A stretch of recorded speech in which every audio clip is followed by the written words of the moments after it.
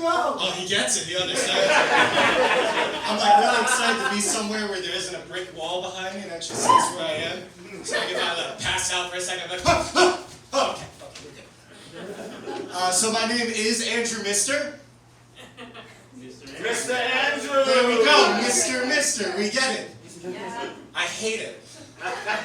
You know, it's like when you go out to a restaurant with your dad, you look at the menu, and it says like mahi-mahi with couscous, and you look up at your dad, he's like, oh, this is going to be the next 15 minutes. And then the waiter comes over, and you've got your head in your hands, and that's like, yeah, I'd like mahi-mahi with the couscous, with a side of broccoli.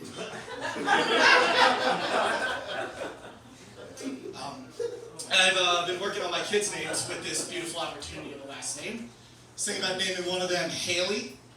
I could shorten that to Hay. This guy's gonna be my writer. I just have to write the setups. He has to do all the hard work. Exactly. She'll be Hey Mister. Like Hey Mister, that's a terrible idea. There's a band from the 80s called Mr. Mister. Yeah, people know this. Yeah, I love to tell colleges that I'm related to them. I'm absolutely not related to them. This December, I'm graduating college. Thank you. Thank you. I was supposed to do that last year. You know, I like to think of myself as an academic red shirt. An athlete tears their ACL, IWX a class. What's the difference? That wasn't rhetorical. My parents really would love an answer to that one.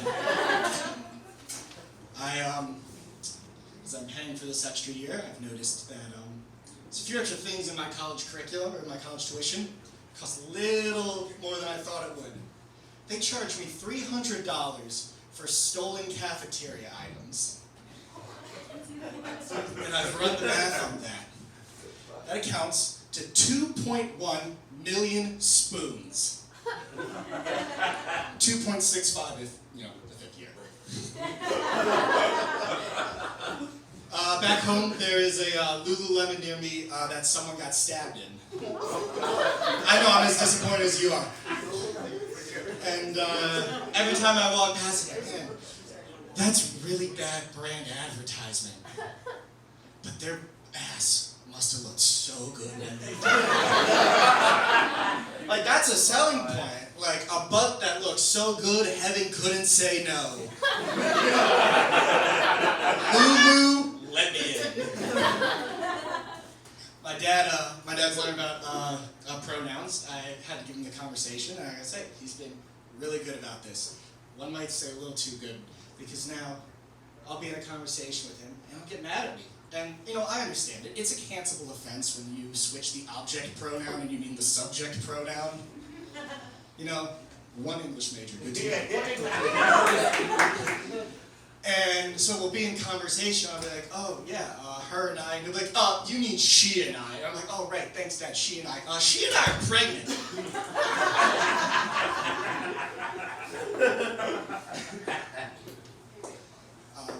Speaking of pregnancy. Where am I? Okay, good. Okay, so you should. I've got a big engineering question for you all. If matter or energy can't be destroyed, where does your virginity go? We had the whole, I know I'm telling the joke. I'm the dumbass who said it. Because we had the whole English language and we chose lost your virginity. Oh yeah, I lost my virginity. Oh, did you check the couch cushions? But then I started thinking about this and I was like, actually, this is a lot harder than you think. Because it's not like you can be like, oh, a gift, because you can't return it. No receipt. Kind of gift exchange policy is kind of weird. Virgin has sex with a non-virgin. Is it transferred? No, virgin's too complicated. So I was like, oh, well, maybe we think about it like currency. You know, like supply and demand. You know, supply virgins, demanding people who want to have sex. Then I realized that the demand for sex greatly exceeds the supply of virgins. Classic sexonomics. We all took it in college. And then I was like, I got it. We'll use overcome. I overcame my virginity. And then I realized the guy's the only one who overcomes. I got laughed because he understands it.